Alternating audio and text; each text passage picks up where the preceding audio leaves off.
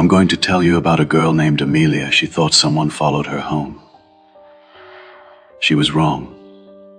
By the time she noticed the AirTag, the man who planted it was already standing outside her window.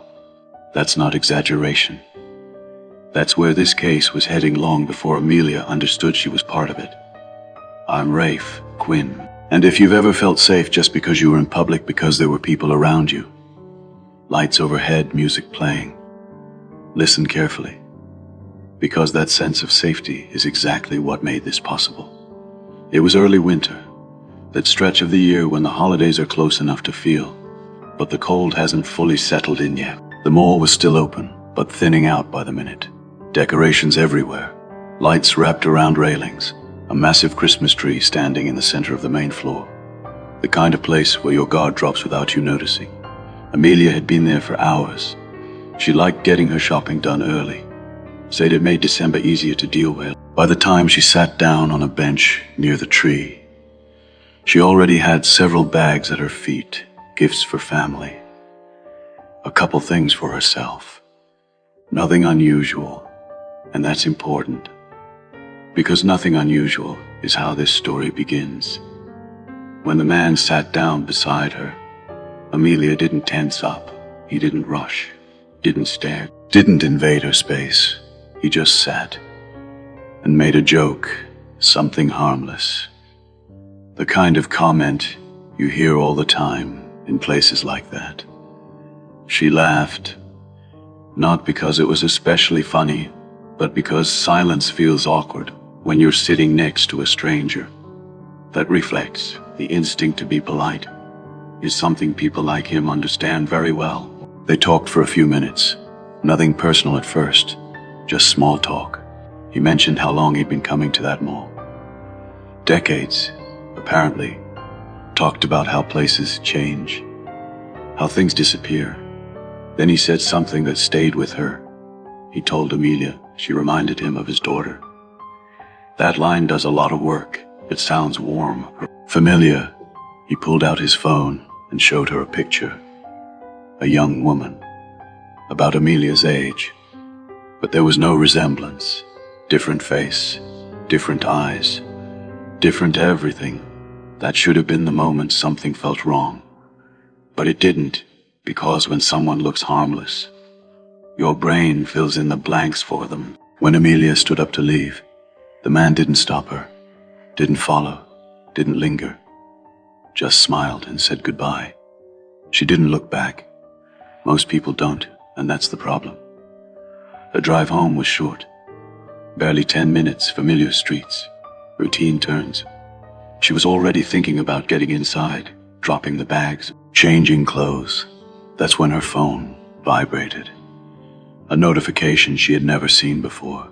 AirTag detected near you. At first, she tried to explain it away. Some Oni nearby. A glitch, a mistake. Then she read the next line. This AirTag has been moving with you. That's when the panic set in. Instead of pulling into her driveway, Amelia kept driving. She looped around the block. Her hands tightened on the steering wheel, heart pounding hard enough that she could feel it in her throat. She followed the instructions on her phone and made the AirTag play a sound. She expected it to come from outside the car, under the bumper. But the sound came from inside, from one of the shopping bags. That's when fear stops being theoretical. She dumped the bag onto the passenger seat and dug through it. Receipts, boxes, tissue paper. And there it was. Small, white, perfectly clean. An AirTag, close enough to touch.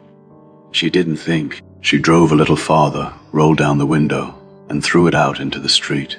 Then she turned around and went straight home. And here's the part that still bothers me.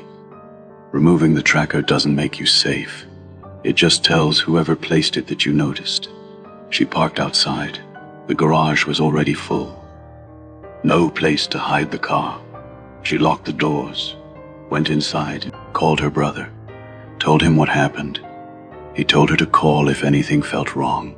That wasn't comforting. That was a warning. Amelia tried to distract herself, television on, lights on. But fear doesn't care about distractions. Fear listens, and fear heard the doorbell. One ring, then 3 sharp knocks, slow, deliberate, confident. She moved toward the door on bare feet, every step careful.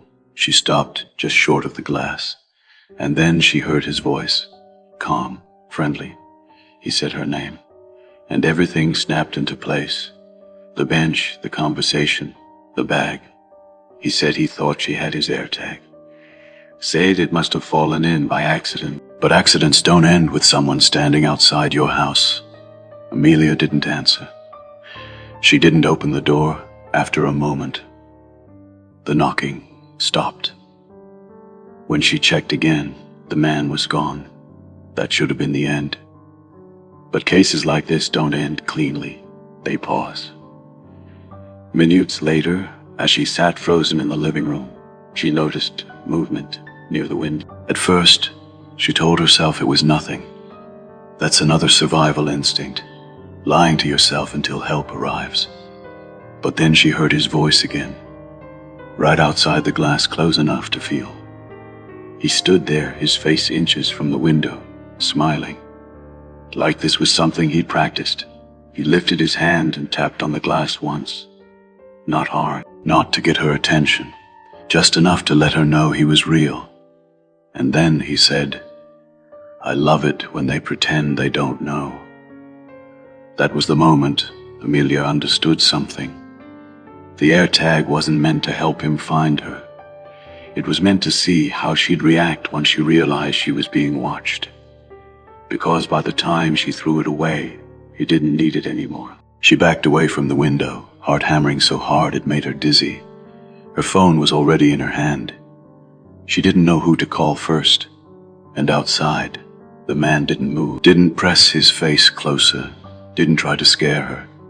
He just stood there, smiling, like he was waiting for her to make the next mistake. That told me something when I reviewed this case later. He wasn't there to break in. He was there to be seen.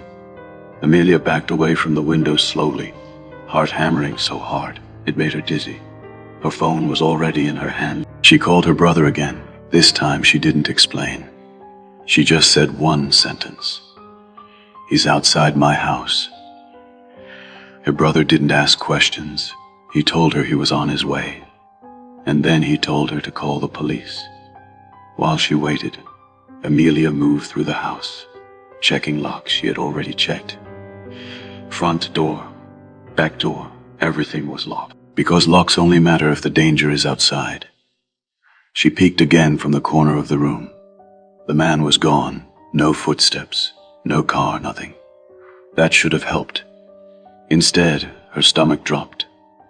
Because people don't disappear quietly unless they plan to leave quietly. The police arrived first. They walked the perimeter, checked the yard, shined lights into the trees. They asked her questions, descriptions, timelines. But there was nothing to show them, no AirTag, no suspect, no proof. One of the officers said something that stuck with her. If he wanted in, he would have tried.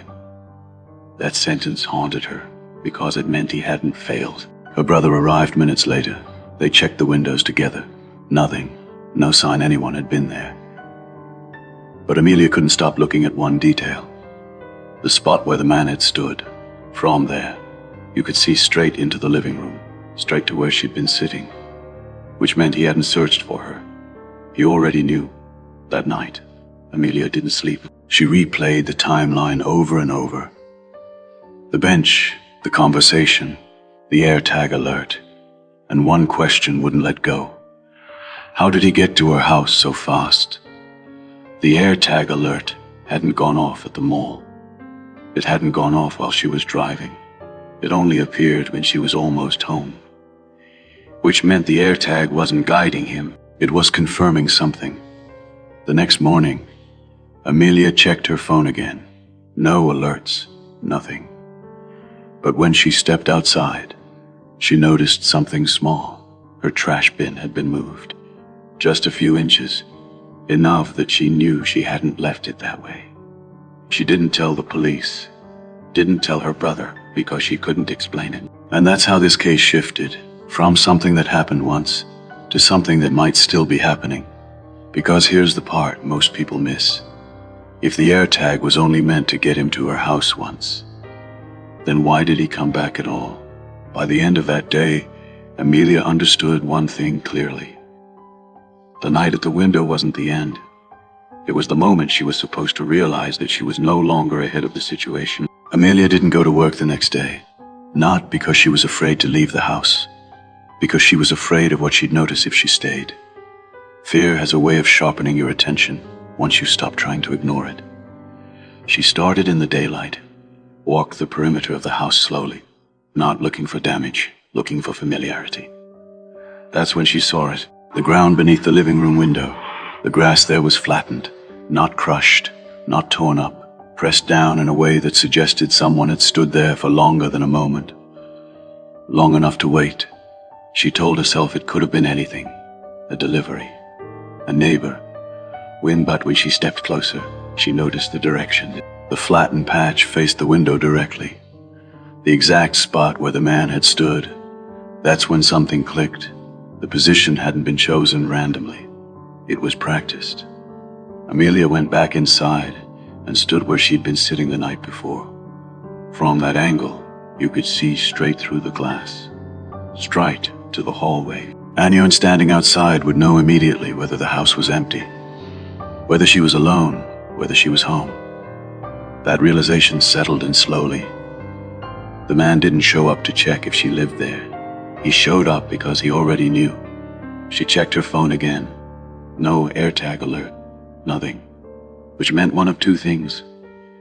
Either the tracker was gone for good, or it had done its job. Amelia walked through the house again, this time paying attention to something new. Sight lines. What could be seen from outside? Where someone might stand without being noticed from the street. The more she looked, the worse it got. There were angles she'd never thought about. Corners of the yard that lined up perfectly with windows. That afternoon, she drove back to the mall. She sat in her car and watched people come and go. Families, couples, teenagers. And then she noticed something she hadn't questioned before. The bench. The one near the tree. From where she'd been sitting, you could see the exits, all of them. Anyone watching would know exactly which direction she left. And suddenly, the timing made sense. How he arrived so quickly. How calm he was. He hadn't followed her blindly. He'd followed her correctly. Amelia didn't sit there long. The mall didn't feel safe anymore. Neither did the parking lot. As she drove home, she checked her mirrors constantly. Not looking for a car. Looking for familiarity. Someone who didn't belong. When she pulled into her driveway, she noticed something that made her stop. Her porch light was on. She was sure she'd turned it off. She stood there for a moment, key still in her hand, listening. Nothing inside. Everything looked normal, but something felt wrong. Subtly wrong, like a room that's been rearranged just enough to make you doubt your memory. She went stood there for an unknown. The blinds were angled differently. Not open, not closed, adjusted. Just enough to change the view. Amelia didn't touch them, didn't fix them. She stepped back and felt the weight of it. This wasn't surveillance anymore. It was confirmation. Someone had been close enough to adjust the space, careful enough to not leave a mess. That night, Amelia made a decision not to run, not to confront anyone, to stop assuming the danger was temporary. Because temporary threats don't plan. They react, and whoever was watching her had already done too much of the first to be improvising now. By the time she went to bed, Amelia understood something she hadn't before. The AirTag wasn't the beginning. It was the first thing she noticed. She spent the next day doing something she hadn't done before. She watched herself, not in a mirror in time. When she left, when she came back, how long lights stayed on, which rooms she used most. And that's when the pattern revealed itself. Her routine was simple, predictable. Work, home, evenings in the living room, phone on the coffee table, television low. She always sat in the same spot. The spot visible from the window. That was the moment Amelia realized the man hadn't chosen the window. He'd chosen her. The window was just convenient. That night, she did something different. She didn't sit on the couch. She turned off the lights and stayed in the hallway instead. From there, she watched the window. Waiting. Nothing happened. No knock. No movement. But something else changed. The silence felt wrong, like she disrupted something. Her phone buzzed. Not a call. Not a message. A notification. A known AirTag detected nearby. Her breath caught. She didn't move, didn't search, didn't react. She just stood there and waited. The alert disappeared. That was the confirmation. It wasn't tracking her location. It was checking her behavior. Amelia stayed where she was for another 10 minutes. Nothing happened. No window tap. No doorbell. Which meant one thing. The system adjusted. She checked the window later. The blinds were back to how they'd been before. Perfect centered. That detail mattered. Because it meant someone had returned. Quietly. After she changed her behavior. At that point, Amelia stopped thinking in terms of safety. She started thinking in terms of permission. What was she allowed to do without provoking a response? The next morning, she left for work earlier than usual. Not by much, 10 minutes. Her phone buzzed halfway down the street. AirTag detected near you. Then silence. She didn't turn around. Didn't slow down. But her hands shook the entire drive. Because now she knew. Deviation caused attention. That night, she came home at her normal time. Lights on, television low. Nothing happened. No alert. No movement. That's when the fear changed shape. Because fear that punishes you is different from fear that rewards obedience. Amelia stood in the kitchen later that night and felt something she hadn't felt before. Anger. Not loud. Not explosive. Quiet. She wasn't being followed. She was being managed. And whoever was doing it expected her to accept that. That's the moment this case turns dangerous. Because control only works as long as the other person believes they don't have a choice. Amelia didn't plan to break the pattern. That's the part people always get wrong. They think defiance looks bold, intentional. Most of the time, it's just exhaustion. She stayed late at work that night. Not by choice. Deadlines piled up. One small delay turned into an hour. By the time she drove home, the street was quiet. Too quiet. When she turned onto her block, her porch light was on. She hadn't turned it on. Her chest tightened. Amelia didn't pull into the driveway. She parked her house down and watched. The lights stayed on. No movement. No silhouette. She waited longer than she needed to. Then she went inside. The door was locked. Because by now, locks felt symbolic. Inside, the house was exactly how she'd left it. No mess, no noise. But the living room felt wrong, not rearranged, occupied. She noticed it when she reached the couch. Her phone was already there, face down. She never left it that way. No messages, just one notification. Not an AirTag alert. Something else. A reminder, location services recently used. She stared at the screen, trying to remember the last app she'd opened. She couldn't. That's when she saw the window. The blinds were open. Fully open, she was certain she closed them. Amelia didn't approach the glass. She already knew better. She backed away slowly, heart pounding, listening. Nothing. No footsteps, No voice, no confirmation. She slept with the lights on that night, not because she expected him to come back, but because part of her already believed he'd never left. A week later, Amelia moved. Not far, different part of the city, different routines, different routes. She didn't tell many people, she didn't announce it. She just disappeared. For a while, it worked. No alerts, no signs, no quiet pressure. She started to breathe again, started to feel like herself, until one evening, months later, as she was unpacking the last box, her phone vibrated. A notification she hadn't seen in a long time. Unknown AirTag detected nearby. She didn't search, didn't panic, didn't move. She sat down on the floor and stared at the screen. The alert disappeared, seconds later, just like before. Here's the thing I can't explain. That AirTag was never found. Not the first one, not the second. And no one ever tried to retrieve them, which tells me something important. Tracking Amelia was never the point. Being close enough to remind her he could. Was some cases end with arrests.